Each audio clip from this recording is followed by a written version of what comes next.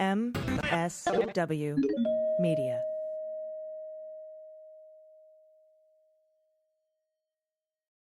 A big thanks to Athletic Greens for supporting the Daily Beans. Athletic Greens is going to give you a free 1-year supply of immune-supporting vitamin D and 5 free travel packs with your first purchase. Just go to athleticgreens.com/dailybeans to take ownership over your health and pick up the ultimate daily nutritional insurance. And thanks to Thrive Cosmetics for supporting the Daily Beans. Get luxury, high-performance cosmetics that highlight your best features. For every purchase, Thrive Cosmetics donates to help women thrive. Go to thrivecosmetics.com/dailybeans for 15% off your first order. With swearing. Daily Beans, Daily Beans, Daily Beans, Daily Beans.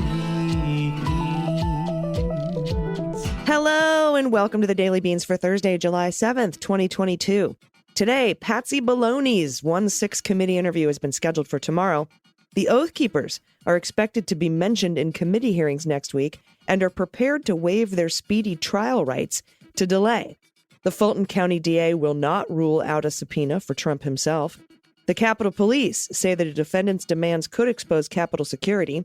Trump's real estate firm has been found in contempt of court, and Boris Johnson tries to cling to power after dozens of lawmakers resign. I'm Allison Gill. And I'm Dana Goldberg. Clinging to power. Where have we heard that? We've seen that. Where somebody didn't want to leave office. I don't know. Some overtanned orange guy in an adult diaper. Yes. Yeah. Well remembered, my You friend. know the one. If I need to narrow it down for you, I'm happy to. I mean, it's fallen out of the news cycle, so That's true. I can't keep up with all of it. A couple other breaking news stories today, Dana. There's a story emerging from Uvalde. That's the Robb Elementary School shooting. That one of the officers had a clear shot at the gunman, but could not get the go-ahead from his supervisor. Every time a detail comes out about the story, I'm literally out loud going, what the fuck? Like every time, that's just all that comes out of my mouth. I'm so angry about this. And Arredondo has resigned from city council, but not from the police department. This is fucking... the FBI is down there looking at that. The Department of Justice is, I know that. And the FBI is looking at federal charges for the Highland Park shooter. Not sure if we will get federal charges or not. Depends on the motives from, what you get from the shooter himself. Trump's real estate firm, Cushman and Wakefield, they've been found in contempt of court and will be ordered to pay $10,000 per day until they produce the documents that Tish James wants. Fabulous. And Fani Willis had an interview with MSNBC. She said there will be more subpoenas in Trump's orbit and doesn't rule one out for Donald himself. Although generally you don't subpoena targets of investigations. And Lindsay, of course, is suing to block this subpoena now, Mr. Graham Crackers, saying some bullshit that lawyers should know better than to say. He's saying the grand jury interview will immediately go to the January 6th committee. That's fucking illegal, and he knows it, and it's not going to happen. And also, he said in his statement that he doesn't want to testify, that they've told him he's not a subject or a target. So why don't you want to testify? Why wouldn't you say anything? He's going to have a hard time because this is not a congressional subpoena, which are a little easier to flout these days, we've seen. Apparently. This is a state grand jury subpoena, and you can be held in civil contempt for that. You can be put in jail or fined, like they're doing with Cushman and Wakefield and Donald Trump up in New York. They can do that down there too. So we'll see what happens, but that's dumb. I mean, he's stuck between a dildo and a crematorium. Yes, he either has to give up Trump, he's the Lindsay fish for that guy, or he has to, take the bullet himself. I'm just laughing because I feel like that Lindsey Graham has probably been to both the crematorium and the dildo shop. And that's, again, not a gay joke. There's a lot of straight men, whether they admit it or not, that like a little butt play, okay? He saw that Four Seasons Total Landscaping and was like, I should visit. I mean, hey, listen. And also later in the show, I'm going to be talking with Meagan Hatcher-Mays from Indivisible. We're going to be talking about how we can unfuck the court. So that's going to be a very important discussion. I look forward to that. All right, with all that out of the way, big intro today, lots of show to get to. Let's hit the hot notes. Hot notes. All right, former Trump White House counsel Patsy Baloney, that's Pat Cipollone, is expected to testify to the House January 6th Select Committee on Friday after they reached an agreement over the scope of his cooperation with a subpoena compelling his testimony. And that's according to a source familiar with the matter that spoke to Hugo Lowell at The Guardian, who gets all this stuff first. So if you're not following him on Twitter and supporting The Guardian, what are you even doing with your life? The testimony from Cipollone is expected to be transcribed. It's a transcribed interview and recorded on camera. There will be video. And the former top White House lawyer is expected to only answer questions on a narrow subset of topics and conversations with the former president. Among the topics Cipollone could discuss include how he told Donald Trump that pressuring Pence, the vice president, to refuse to certify Biden's election win was unlawful, and Trump's plot to coerce the Justice Department into falsely saying the 2020 election was corrupt. We already knew he was going to testify about those things.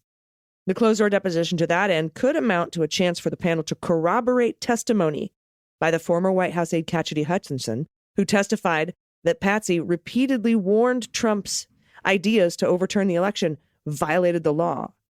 According to her public testimony, she said, Cipollone said that if we go to the Capitol, we're going to be charged with every crime imaginable. And, that's if Trump went to the Capitol that day, which he wanted to do.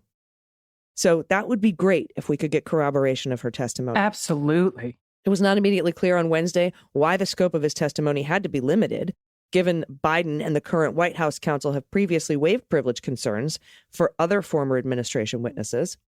Cipollone was a key witness to some of Trump's most brazen schemes to overturn the election, which the Select Committee has said in its hearings was part of a sprawling and probably illegal multi-pronged strategy that culminated in the attack on the Capitol January 6th. I would think that is very true. And we're going to stick with this sort of line of stories. The top Capitol police officer warned a federal court Tuesday that requests by January 6th defendant take measurements in non-public areas of Capitol could compromise the building and expose some of the newer, undisclosed efforts to protect Congress since the insurrection.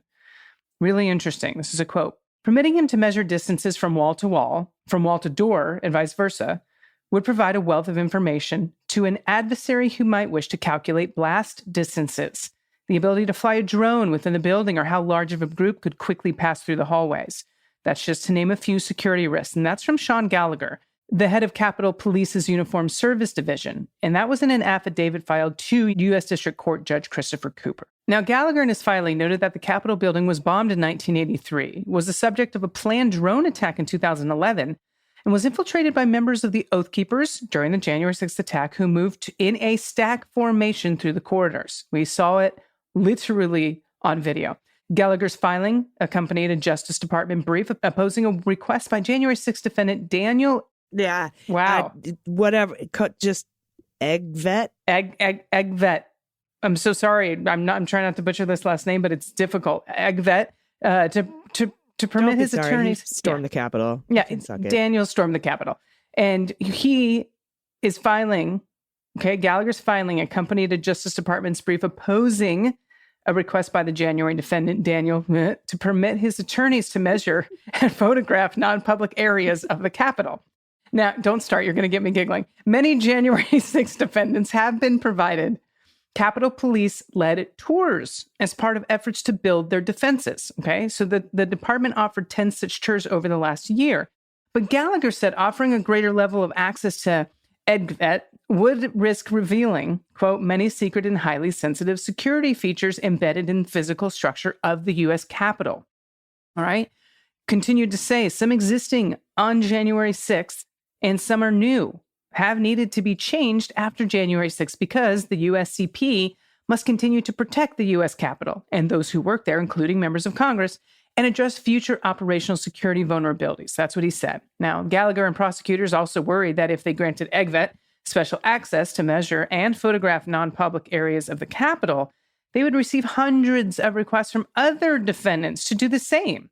Now, Gallagher described it was a, quote, a virtually impossible task that would significantly tie up valuable USCP resources for one-off visits that are otherwise required for the protection, security, and safety of the U.S. Capitol.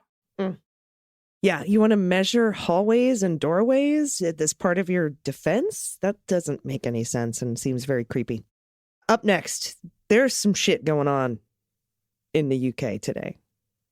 British Prime Minister Boris Johnson battled to remain in office Wednesday, brushing off calls for his resignation after 2 top ministers and a whole shitload of junior officials said they could no longer serve under his scandal-plagued leadership.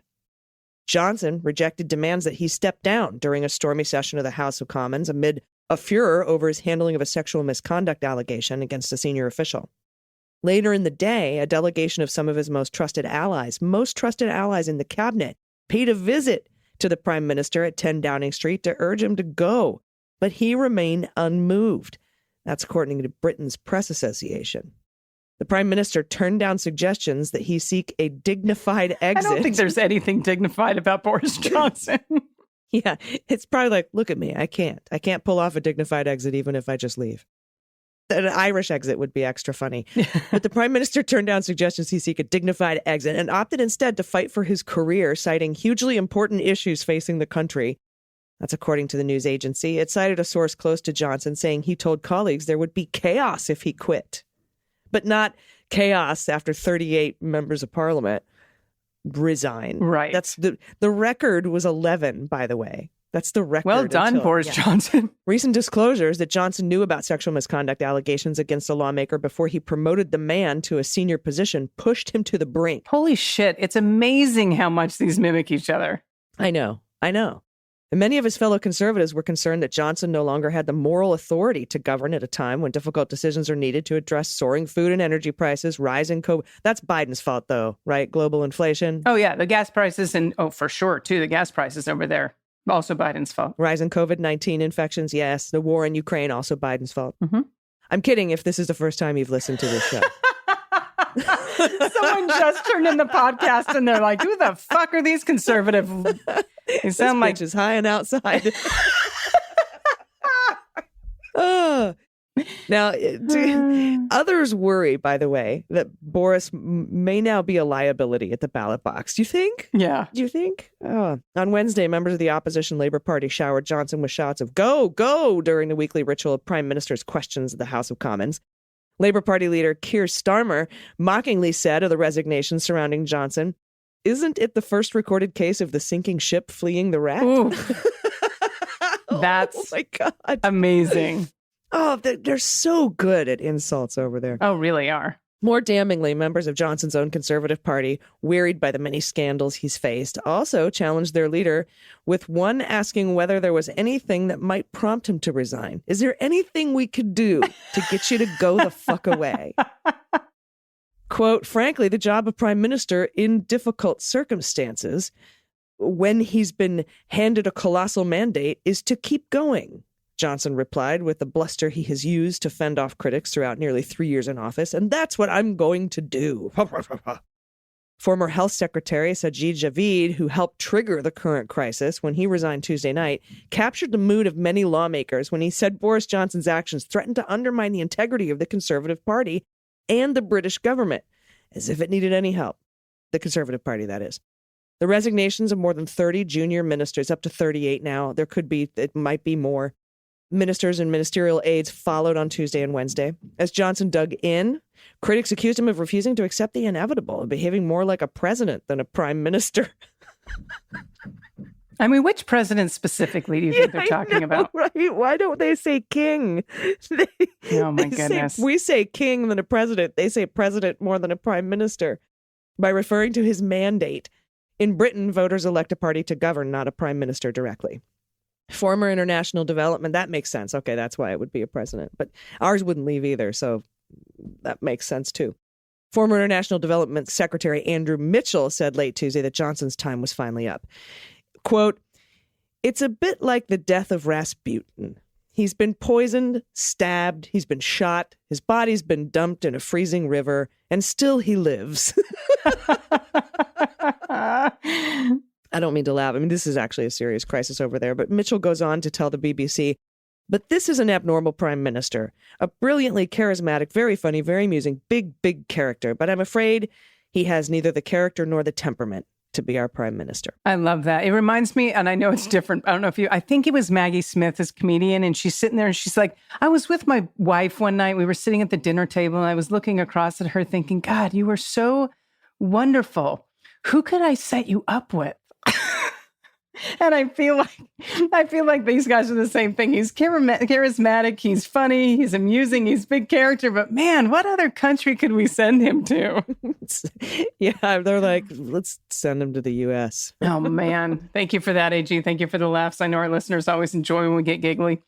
All right, AG, a defense attorney for the Oath Keepers founder Stuart Rhodes said Wednesday that members of the group accused of seditious conspiracy, they're going to seek a postponement for their upcoming criminal trials amid the January 6th committee's public hearings. Now, this is interesting. Committee member Rep. Jamie Raskin, he confirmed to CBS News the July 12th committee hearing is going to focus on the roles and the actions of domestic violent extremist groups, conspirators, and far-right organizations. Well, an attorney for Rhodes, who's Philip Linder, he cited the expected focus on the Oath Keepers in seeking a postponement of the September and November criminal trials.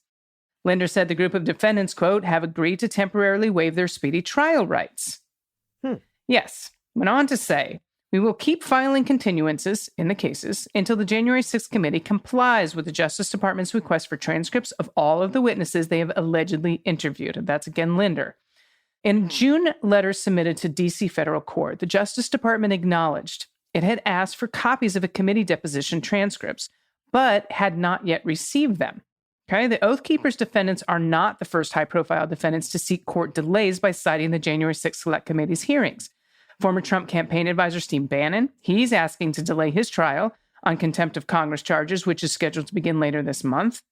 Remember that? He was like, oh, it's too high profile. I'm never going to have a jury. And everyone's like, no one's been fucking talking about you, Steve.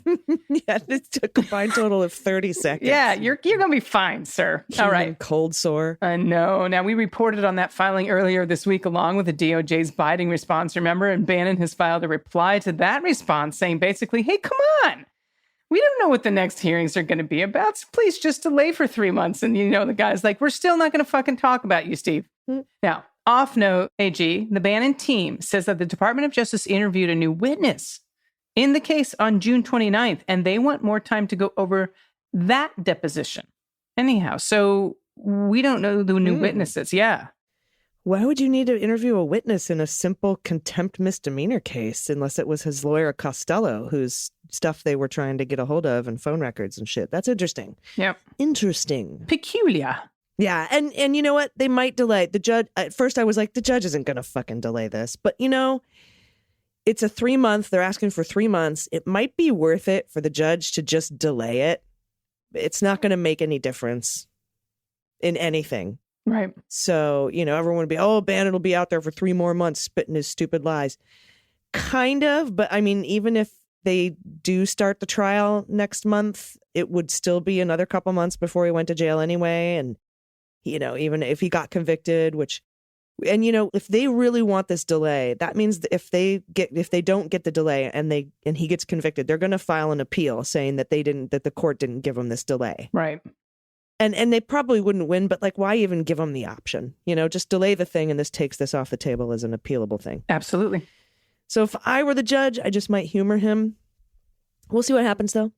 All right, we'll be right back with Meagan Hatcher-Mays. We're going to discuss how to fix SCOTUS. Stay with us. After these messages, we'll be right back. Hey, everyone. I want to tell you about Thrive Causemetics, my new favorite brand for high-performance beauty and skincare products made with clean, skin-loving ingredients. And there's a lot to love about them. They use no parabens, no sulfates, no phthalates, and they're certified 100% vegan and cruelty-free. And they're amazing.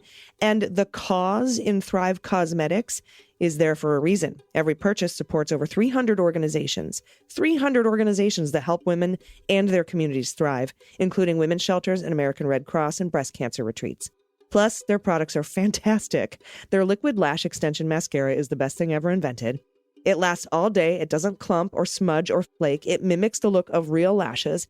And it's so easy to remove. It just slides right off. There's no running. You don't get the when your mascara runs, it doesn't happen. They also have amazing liquid balm lip treatment, which is a leave-on lip serum that nourishes and restores my lips while giving them a smooth and glossy shine. It replenishes moisture with a protective veil of skin-nourishing vitamins, juicy hydration, and it just looks wonderful. I use them both all the time. And now is a great time to try Thrive Causemetics for yourself, because right now you can get 15% off your first order when you visit thrivecosmetics.com/dailybeans. That's Thrive Causemetics, CAUSEMETICS Mint.com/dailybeans for 15% off your first order. Everybody, welcome back. I am happy to bring back onto our show. I love talking with this guest. She is the Director of Democracy Policy at Indivisible, and she's also the founder of Unrig the Courts Coalition, former counsel for Demand Justice and former aide to Delegate Eleanor Holmes Norton for the District of Columbia. Please welcome Meagan Hatcher-Mays. Hi, Meagan. Hi, thanks for having me. I'm so glad to talk to you because I'm freaking out. Yes. I'm freaking out a little bit because I am seeing, the Alito decision in Roe v. Wade. I am seeing the gun SCOTUS decision. I am seeing the future of privacy rights, including contraception, same-sex relationships, same-sex marriage, under threat by name. Those were named by, I'm going to call him Justice Thomas. I'll put justice in quotes. And now the new case they've taken up, Moore v. Harper, which would throw total control of state elections to state legislatures, to the partisan state legislatures. They're gerrymandered to shit. And I'm freaking out because I feel like there's only one thing we can do to prevent all this from happening. Help me understand our options here. Yeah, the most important thing Congress should be doing is expanding the Supreme Court. They should be adding seats to the Supreme Court to undermine the influence of the conservative justices who I not only disagree with, like as a matter of policy or legal interpretation, but who are becoming existential threats to our democracy. And I really don't say that lightly. And I'm not just saying it because we disagree. It's not like, oh, my favorite color is red and Brett Kavanaugh's favorite color is green, and we just agree to disagree on what the best color is. Like, this is actually the Supreme Court is behaving as hostile actors to the well-being of our democracy. And it didn't just start this year. You can go back to 2013, and in Shelby County v. Holder, the Supreme Court said, and this is a quote, John Roberts said, things have changed dramatically in the South. And what he meant by that was the state legislatures were not introducing racist voter suppression laws to prevent people from voting anymore, like they had been during the 50s and 60s. Within 24 hours of that decision coming down, Southern state legislatures were holding special sessions to surgically target Black and brown voters to make it more difficult for them to vote. So things have not changed dramatically in the South or really anywhere else in this country. And it's the Supreme Court itself who is now hindering our ability to participate in democracy and to make changes based on the things that we want our state legislatures and our federal legislature, Congress, to pass, because a lot of the stuff that they struck down over the past week is really popular, including abortion and gun safety laws and things like that. They just kind of got rid of all of it. So basically what this new case is that they're taking up, it's going to give a lot of power to state legislatures who, just as you said, have been gerrymandered to shit. Gerrymandering exists at the federal level. It exists on the state level too. At the state level, oftentimes, like Wisconsin is a good example of this. Democrats get many, many more votes than Republicans do. And yet Democrats can't get control of the state legislatures there because of the way they've gerrymandered the congressional districts and states. So it's a big problem if you turn over election certification to state legislatures that have been gerrymandered in such a partisan fashion. It's very scary. Yeah, and that thing you're talking about with the southern states and the Voting Rights Act, it's called pre-clearance, right? Which demanded that the certain states legislatures, if they wanted to change their voting laws, they had to get the Department of Justice to sign off on it. And that was part of the Voting Rights Act. That was gutted in 2013. And that's what concerns me when people say, well, we just need to codify Roe. We just need to codify voting rights. Both of those things would be immediately blocked and then gutted by, I think, this Supreme Court. I'm not saying it's not worth it to get a Republican or some Democratic senators on the record voting against codifying voting rights or voting against codifying privacy rights. But I don't think it would survive this Supreme Court, given that previously more liberal Supreme Courts gutted the Voting Rights Act to begin with and destroyed the idea of preclearance. And now we're moving on to this, Moore v. Harper case that would throw it to the state legislatures and basically allow gerrymandered Republican states to throw out the will of the voters, which is what they wanted to do in 2020, what they tried desperately to do in 2020 in those 7 key swing states. That's exactly right. I think to your point about this court really is a threat. It's a threat to codifying Roe. It's a threat to expanding democracy. It's a threat to restoring the Voting Rights Act. I mean, basically, we're in a situation where the justices aren't just issuing conservative opinions or rulings. They're issuing Republican rulings. They're issuing victories to Republicans for political gain. That's what is happening here. I mean, you could get a case where, you get the Supreme Court gets a map, and in one of those cases, the map might benefit Democrats. They'll strike that map down. Exact same case, but the map benefits Republicans. That map will stay. That just happened over the course of this year. That's what this court is doing. And this has been the project on the right for the last 50 years. Again, this did not happen overnight, and it's not just about abortion. It's about voting rights. It's about guns. It's about expanding protections for not just religion, but for Christians specifically. Yeah. That's really what is happening here. And we're not going to be able to fix this overnight, but Democrats in Congress and Joe Biden really need to stop treating the Supreme Court like they are immune from reform. They are people, and they are doing bad things. And when people in our government do bad things, there should be consequences for that behavior.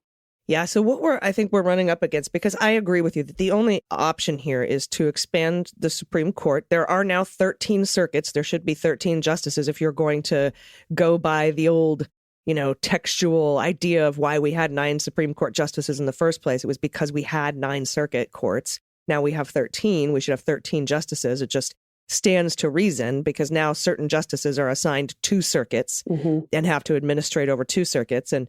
But that has to be done by Congress. It cannot be done by executive order. Biden can't wave a wand and say, he can threaten, like FDR did, I think it was, who was like, if you don't do my New Deal, I'm going to pack your court, right? And they were like, no, we're cool with it. We're cool with it. That wouldn't happen at this court, I don't think. And, he can be pressured to, because, at first he wasn't about carving out the filibuster for codifying Roe. Now he is. He can be pressured into that from public pressure. We need to pressure him to want to expand the court, even though it is the Congress that does it. But we have hurdles in Congress. With this Congress, the way Congress is situated right this second, we cannot, I don't believe, add or expand the court. We can pressure them, sure, but I don't think like Sinema or Manchin or anybody's going to budge. So I think the option here is to really turn out the vote. And I know people are sick of hearing, we'll just vote more. But I really think that is our only option here. And it is kind of frustrating to see a lot of people, the voters in this country, blame Democrats for not being able to get anything done when it is the voters who only afforded them razor-thin margins. We had 110 million people who didn't vote. Yeah. So I really think for somehow that has to be the message, right? Or do we have another option here with this Congress? You are right. The margins are so narrow in the Senate. And given the fact that we've kind of got 2 really bad Democrats in the caucus, we've got Sinema and Manchin, who won't even do the bare minimum to restore the Voting Rights Act or to reform democracy and other, past campaign finance reform. They don't even want to do the bare minimum for that. So I'm not here to suggest that somehow we can magically convince them that we should add 4 seats to the Supreme Court. But what I am saying is that we can build up support for it. That's how every righteous fight starts. Nothing that we do starts out popular, because if it did, we wouldn't have to fight so hard. So what we can be doing is contacting our members of Congress, especially our senators. There are only 3 senators who are co-sponsors of the bill on the Senate, of the court expansion bill on the Senate side. And so what we can do is spend this summer working really hard to build up as much support in Congress for court expansion, so that when we do get a better Senate majority and a better House majority, we can move quickly to not only pass the Voting Rights Act, the John Lewis Voting Rights Act, but to also pass a court expansion bill to protect our reform part. Yeah, the bills that we are able to pass. So that'll be really critical. And I think we have some good evidence that sort of thing can work. I think when Indivisible first started talking about the need to get rid of the filibuster, that was not a particularly popular position to take. Yeah. But now we're in a situation where if you want to run as a Democrat for Senate, it's almost a a litmus test that you have to be in favor of getting rid of the filibuster. Like even really moderate Democrats like Connor Lamb in Pennsylvania is a really good example,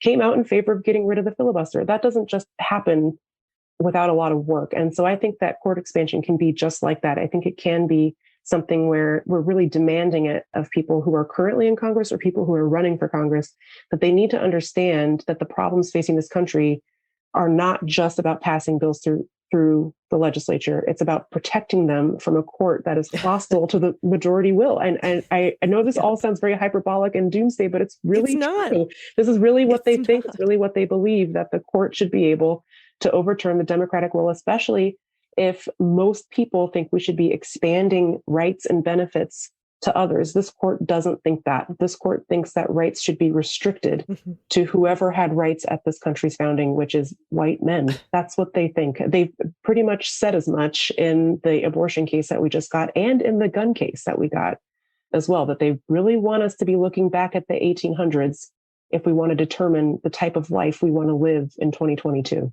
Yeah, but only the parts that they like, right? Because back right. when the framers, the framers only didn't just want white men to be in charge of government. They didn't want poor white men to participate either. So, but they're going to let that one go this time. So, it's they are inconsistent and as clearly because we saw it when Justice Thomas was wanting to go after Griswold and Obergefell, but not loving. It's like, okay, well, where's your consistency? Yeah. There is none. It is for their own little cherry-picked future that they want. And I really think it's important that we do reach out to people running in the primaries and in the general to find out which of the Democratic candidates are all about expanding the court or would vote for it or would vote for a filibuster carve-out to do that. So we need to be asking them, just like you said, not just our current Senate and pushing for it. Because you're right, making noise makes a difference. I hear people constantly say, well, you could have codified Roe when Obama had a supermajority, which he only had for 72 days. But let's even pretend that he could have. He couldn't have because a great number of Democrats were pro-life at that point. And now it's a given that every Democrat is pretty much pro-choice, right? And that's because we made noise and we pushed. Mm-hmm. And so I think it's so very important. And we do it in a way that doesn't fuck the midterms, right? Don't be bashing Democrats, just pushing them to do the right thing. I think that's right. I think that what we really should be working towards is a caucus that is responsive to what people want.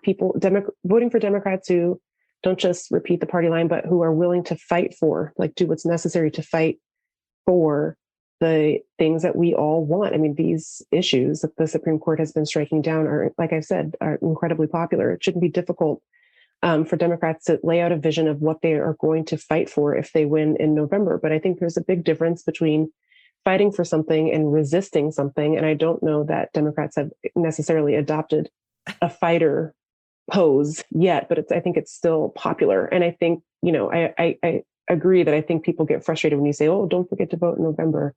But I think a couple things about that. One is I'm absolutely not advocating for vote blue no matter who, because it really matters who. It very much matters who. And we should be voting for people who are going to do what's necessary to protect our democracy, both from state level actors and from the Supreme Court itself. So that's really important. And two, democracy is a lifelong thing. It's these problems that our country is facing, the tailspin that Donald Trump threw us into is not going to be resolved after one election.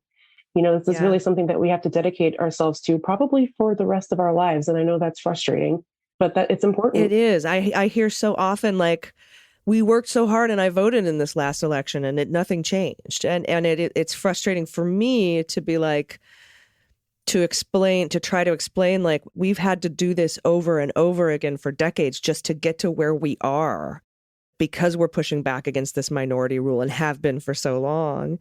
So I do think it's important that we understand that this isn't a one and done thing, and that's why we always say this is the most important election of our lifetime. Every election is going to be from now on until the end of time, the most important election. Because we are pushing back on autocracy, and it's tough to to take a fighting stance from a defensive position. You're right. We need to get into that fighting stance. Yeah. Yeah, I think that's the thing, because I've seen that joke on Twitter a lot. It's like, oh, they're always telling me every election is the most important one of your lifetime. It's like, well, yeah, it is. It is, because, we're a hair's just a wisp away from this whole thing falling off the cliff. And so, yeah, until we can fight, claw back a little bit more of a larger majority, then yes, every single election you vote in is going to be the most important election ever. Because the people who are on the other side of it don't care if our democracy survives or not. So that's what we're up against here. It's not just, surface disagreements about what the right policy is. It's a difference between keeping our democracy and living in an autocracy. So yes, every election is the most important one since the last one.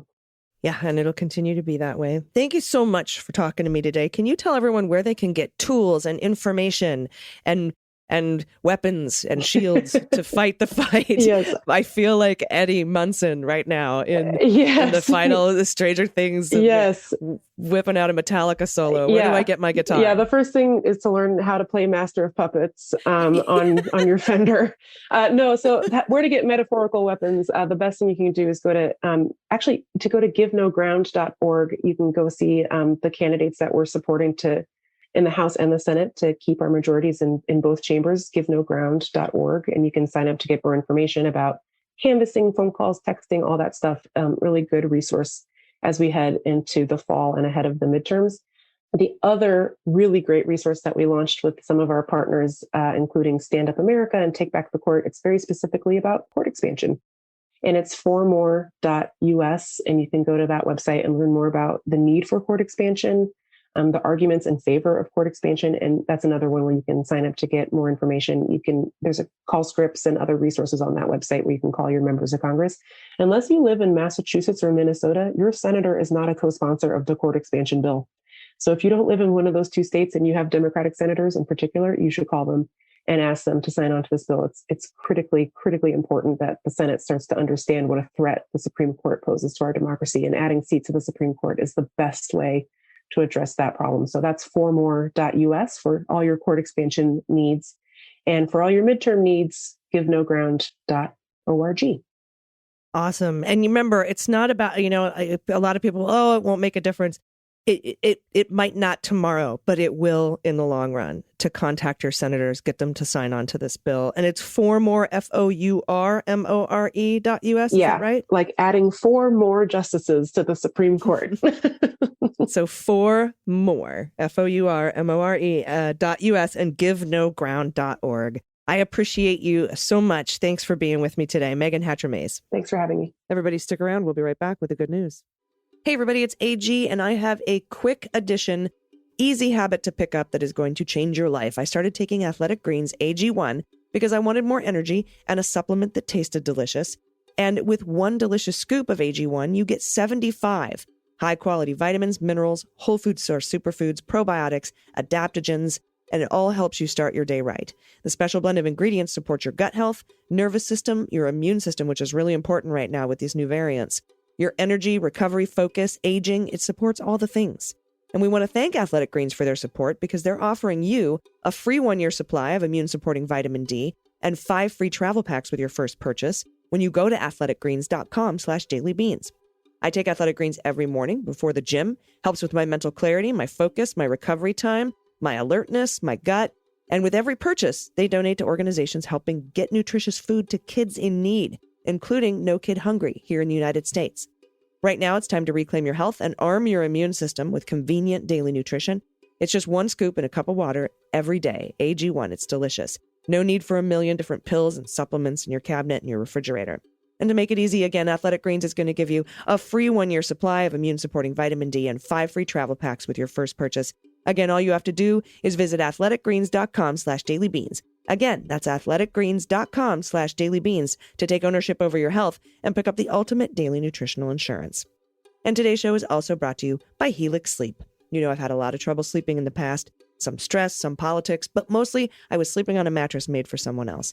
But Helix has an online sleep quiz, takes just 2 minutes to complete. It matches your body type and sleep preferences to the perfect mattress for you. So why would you be sleeping on a mattress for someone else when there is Helix? Everyone's unique, and Helix knows that. So they have several different mattress models to choose from. Soft, medium, firm, spinal alignment, body temperature regulating. They even have a Helix Plus mattress for plus-size sleepers. All the models. They have them all. I took the Helix sleep quiz. I was matched with the Helix Midnight because I'm a side sleeper, and I prefer a medium firm bed. And it has increased my sleep exponentially. I am no longer in sleep debt, and I can't recommend Helix enough. So if you're looking for a mattress, head to helixsleep.com/dailybeans, take the online sleep quiz, order the mattress you're matched to, and it will come right to your door, shipped for free. They have a 10-year warranty. They'll pick it up and return all your money if you don't love it, but you will. They have financing options and flexible payment plans available. And Helix was awarded #1 best overall mattress pick of 2020 by GQ and Wired magazine. Helix has been recommended by multiple leading chiropractors and doctors of sleep medicine as a solution for improving your sleep as well. And right now, Helix is offering up to $200 off all mattress orders and 2 free pillows for listeners at helixsleep.com/dailybeans. That's Helix Sleep, HELIX sleep.com/dailybeans for up to $200 off all mattress orders and 2 free pillows. Everybody, welcome back. It's time for the good news. Who likes good news? Everyone? Then good news, everyone!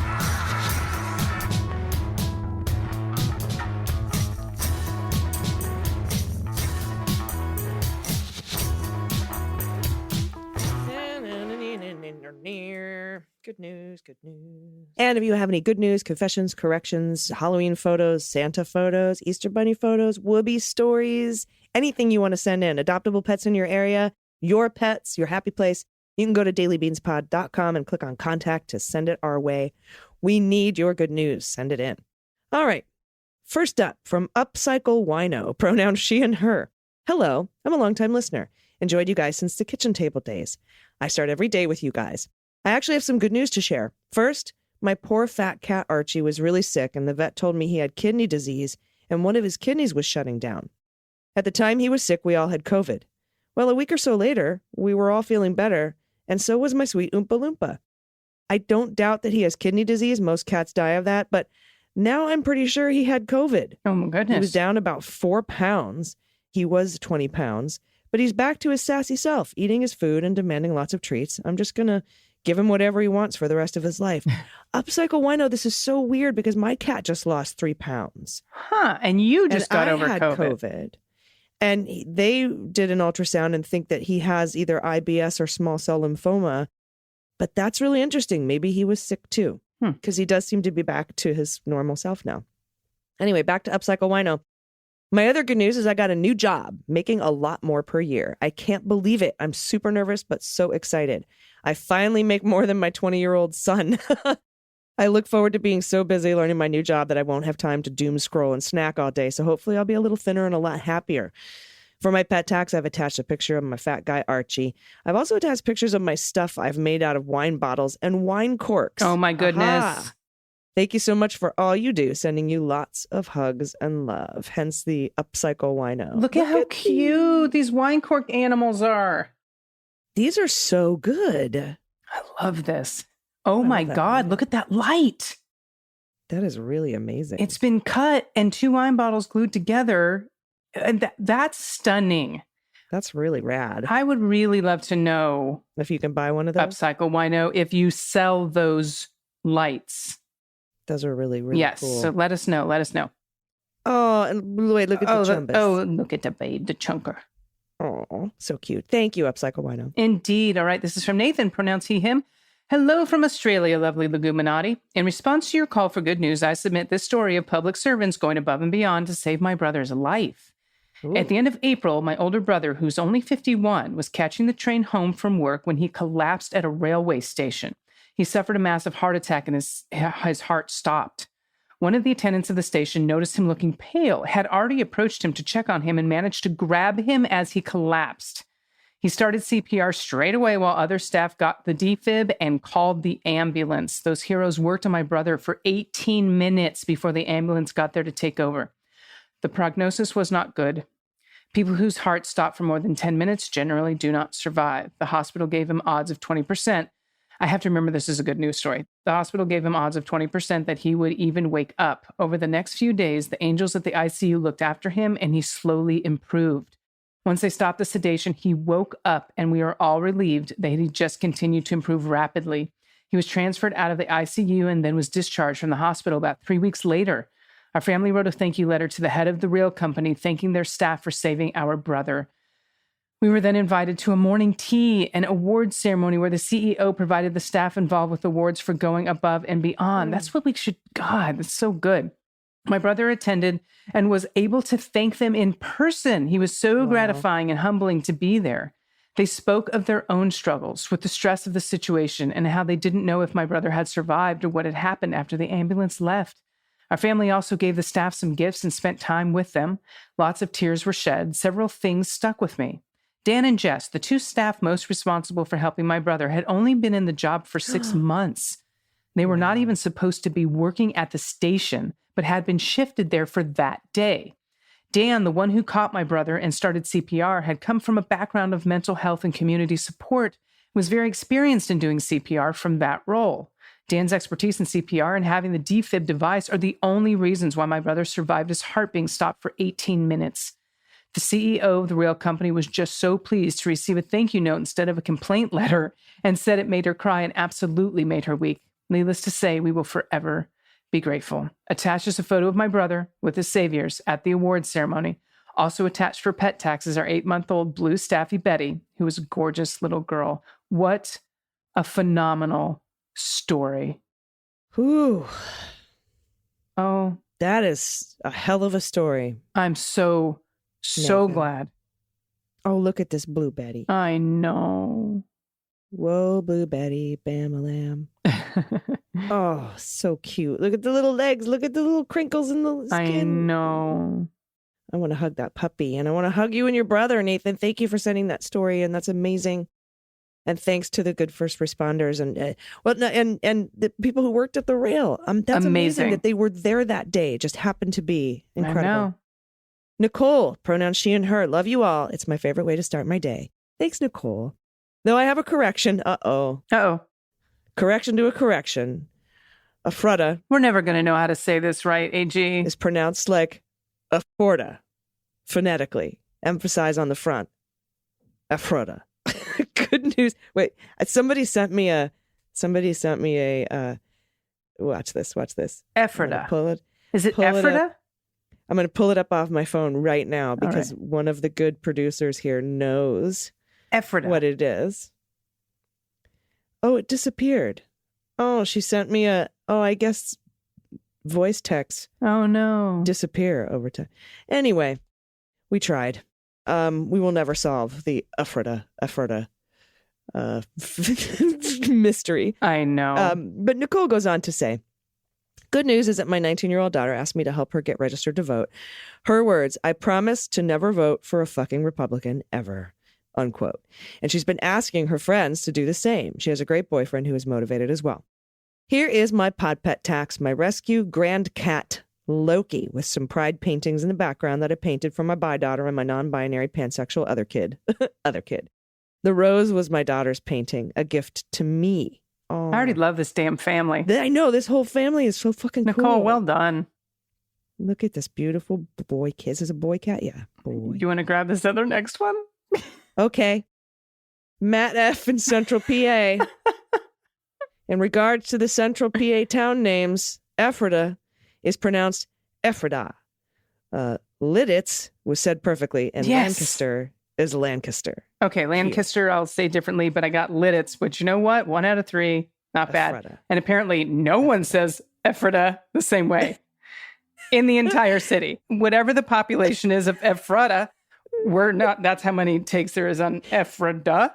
Okay. There's another one. Anonymous. Oh my God, are you fucking kidding me? Okay, Anonymous. Good morning, lovely ladies of the beans. I have to write because I cannot take it anymore. It's Ephrata. Ephrata. Emphasis on the first syllable. Ephrata. Ephrata. A lovely town I've spent many hours in. Ephrata in Lancaster, which I feel like is different than Lancaster, by the way, which we just heard in the last one. Lancaster County. We have to go. We're just going to have to go to PA. I feel drunk when we do shit like this. I'm like, am I crazy? Are we high and outside?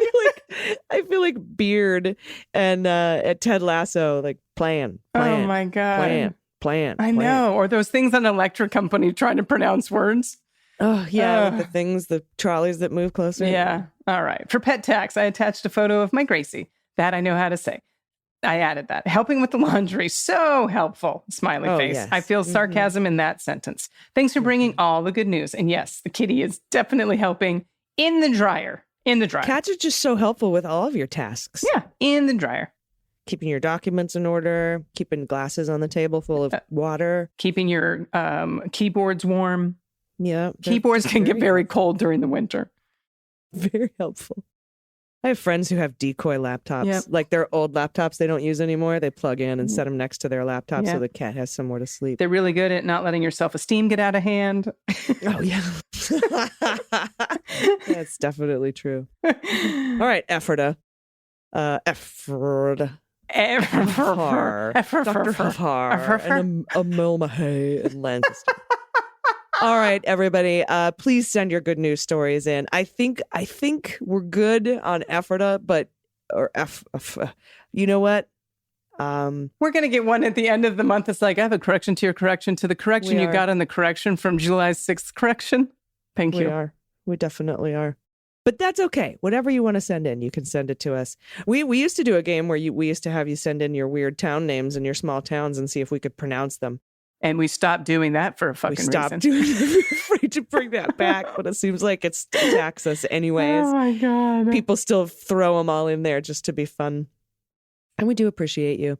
And you could send all that stuff into us at dailybeanspod.com and click on contact. Dana, do you have any final thoughts for today? No, I do not, because this was a fantastic episode of laughter and good news and bad news and all kinds of shit. So we should just call it a day. All right, let's call it. We'll be back tomorrow with more beans. Until then, please take care of yourselves, take care of each other, take care of the planet, take care of your mental health. Vote blue over Q. It's pronounced Ephrata in Lancaster County. Ephrata. I've been AG. And I've been DG. And them's the beans. The Daily Beans is written and executive produced by Allison Gill with additional research and reporting by Dana Goldberg and Aimee Carrero. Sound design and editing is by Desiree McFarlane, with art and web design by Joelle Reeder with Moxie Design Studios. Music for The Daily Beans is written and performed by They Might Be Giants, and the show is a proud member of the MSW Media Network, a collection of creator-owned podcasts dedicated to news, politics, and justice. For more information, please visit mswmedia.com. MSW Media.